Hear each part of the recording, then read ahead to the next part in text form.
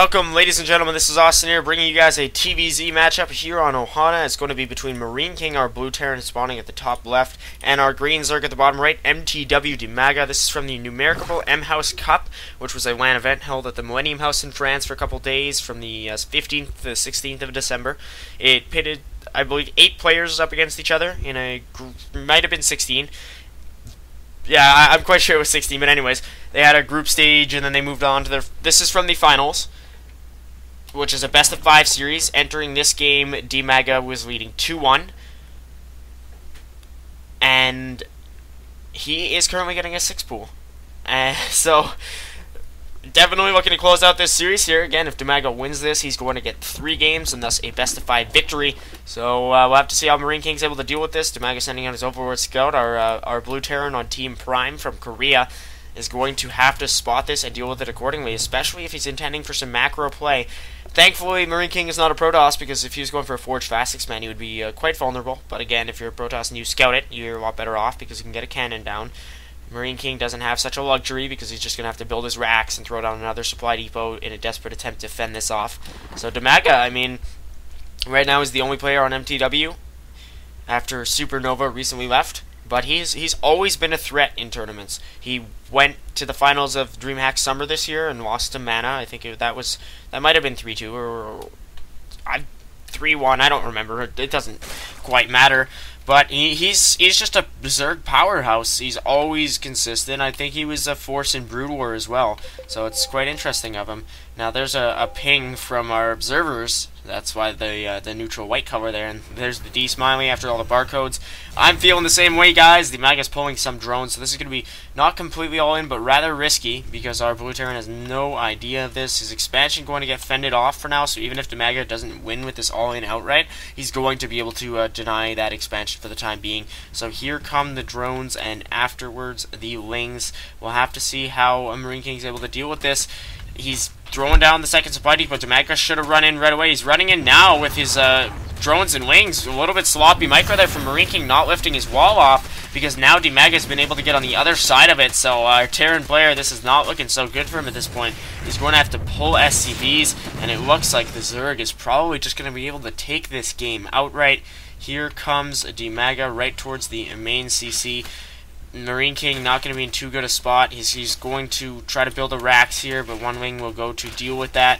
I don't know how this is going to go for our Terran at this point. MarineKing could be he could lose the tournament here and come second place if he's not able to take this game, because he's got 2 SCVs here in his base.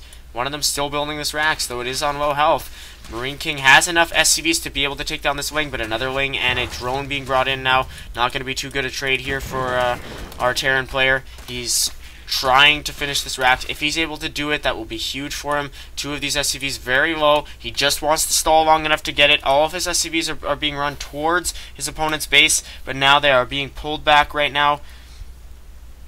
And wow, that's pretty awesome. If you guys watched this little highlight montage that my friend XTyler73 posted of another friend, Elite Legend, who's a High Masters player, there was a game I was casting where he fended off a 6 pool, and it looks like MarineKing might just do that here. He's building a bunker, getting a Marine out. That'll be able to trade reasonably well with this Ling, and then the drones will be slaughter right after that. So it's looking like DIMAGA pulled a lot of drones, and he was trying to chase these SCVs here, which are still vulnerable and still stalling. But MarineKing's hanging in there, guys. He is still alive, and we're probably going to see like a 25-minute 100 population break for these 2 players at this rate, because they don't have too many harvesters. 6 for DIMAGA, though, and 13 for MarineKing. So he's able to hold things together quite impressively. There are 5 more wings moving in now. They're only going to be able to get the supply depot because of this bunker placement here with 2 wings. So, I mean, at this point, guys, I'm sorry for my mouse getting a little wonky there. Speaking of which, I should have replaced its batteries, because this little red light was flashing earlier this morning. But anyways, enough of my mouse troubles. It looks like MarineKing is going to have to micro quite well against these Lings, and he will do that. Not too many SCVs dying there, and 2 of the wings going down. He's got 3 Marines, so he will be able to take this on directly. DIMAGA going to try to get a good surround, but I don't think he's going to have too much luck with that. MarineKing is truly the king of Marines, because he's able to micro them very, very well. He's had micro prowess ever since his days in the GSL Open seasons. That's where he lost to Nestea in the finals of the second season, I'm quite sure. Yes, it was the second season, because the first one was Fruit Dealer, the second one was Nestea, and the third one was MC over Rain. So, sorry for that.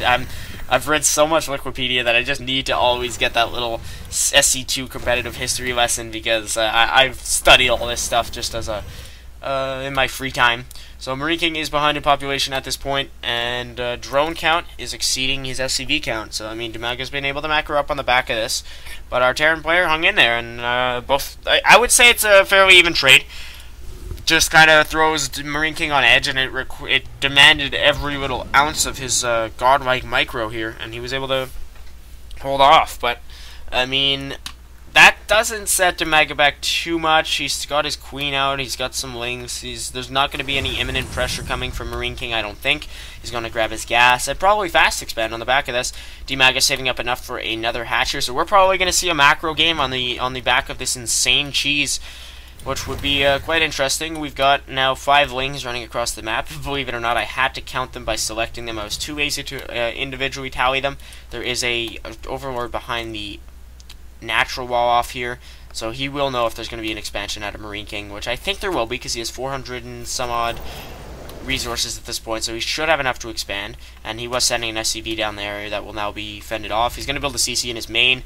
Smart idea. I mean, he can macro, but doesn't have to worry about a link threat. Even though the link threat is coming into his main base, he's going to be alright in terms of building this command center, except he will have to lift it off and then land it over here, which could be a little bit of a pain.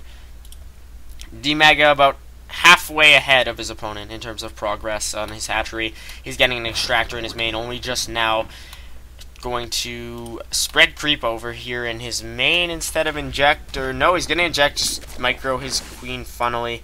Maybe he's trying to go kill that SCV. That's what I think he had in mind. And so we'll have to see what DIMAGA decides to do. There's 2 main styles at this point for ZVT. There's, if you're talking macro games, there is Mutilating Baneling, or there is a Broodlord Infestor. Of course, the latter very, very popular at the moment with the current game imbalances, I would say. But Mutilating Baneling, a more Korean preferred style, and it's mobile. It's volatile, though, because it's difficult to control. You can lose your mutas if they're out of position in Marines. You can crash your Banelings into Marauders. So we'll have to see where DIMAGA decides to go. I can see him going up to Quick Lair on the back of this, but he might come face-to-face with some Hellion pressure, because MarineKing building a reactor on his racks, and now he's getting a factory as well. So it's very likely he's going to switch that over. Again, DIMAGA bringing these lings in, but MarineKing's ready for it. He's got enough Marines to hold it off. There's the starport being constructed here, so I think we're going to see some 1/1/1 Hellion Banshee from our Terran player. He's going to go land his racks over here and start building 2 Hellions right away. So yeah, that's a very common harassment-based opener. We're going to see the tech lab on the rack, so that's extremely likely that we will see Hellion Banshee. Ling speed on the way here for DIMAGA, but he has no such tech to counter Banshees, let alone Hellions, because it doesn't have that many lings on the map right now, just 5.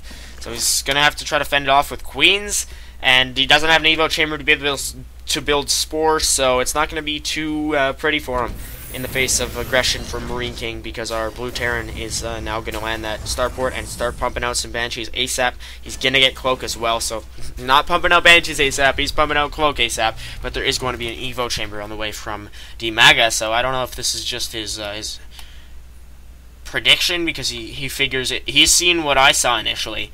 He saw the reactor, he saw the factory, so if he's thinking Hellion Banshee, that's a very smart reactionary play there out of DIMAGA, or maybe he just wants upgrades and he's a greedy guy, and yeah, that will play out to his benefit, because he'll be able to get a spine, get some, a spore, sorry. He's getting a spine, though, at his natural wall-off. Though these Hellions are going to be able to run up the ramp here and head into the main. They're getting a lot of damage done to them by queens, but it looks like MarineKing's going to be able to get a couple good roasts off. Good number of drones dying here. It's probably a pretty economical trade for him. A lot of drones lining up here for DIMAGA. MarineKing going to take full advantage of that. Killed a total of 10 workers, though DIMAGA has killed 13 so far in this game, so our harvester count at 35 to 31. I think all 10 of them were killed there, though, because the 13 of DIMAGA were probably from early in the game when he was using that ling pressure. So definitely, I would say MarineKing starting to carve his way. He's starting to carve out a lead, is what I'm meaning to say, over our Ukrainian Zerg player. I'm quite sure that DIMAGA is Ukrainian. MarineKing rallying Marines outside of his... No, he's rallying a Banshee outside of his base. What am I saying? That quote could just finish. There was a little bit of poof of green around the tech lab. If you guys didn't notice that, I did. DIMAGA now going to grab his third base, getting 2 spores, so he should be ready for this. Oh, wait, there's already a Banshee at his natural. What am I doing with my minimap awareness? Very nicely done so far from MarineKing. This Banshee has gotten a total of 5 kills. That does include a Queen. So although this Sport Crawler will shortly finish, this is looking great for MarineKing because he's gotten a lot of damage done. Even abusing some positioning here to snipe drones. He's had a total of 8 killed. Beautifully done here from MarineKing. He's going to get up to 17 total workers killed because if you guys are wondering, one of them is a Queen, as I did mention. So that's not really going to count in the workers killed total. The Banshee is going to die, but it'll do a good amount of damage, almost sniping another Queen there. That would have been incredible. Now there is a overword heading on this left side of the map, so that he'll be able, DIMAGA will be able to see if there's any more Banshees coming. He does have control of the Zelnaga, so he knows that there's another on the way towards the third. There's a Spy Crawler here, though, from our Green Zerg, so he should be good unless MarineKing's able to go around this side and then position itself here or here and target fire down that base.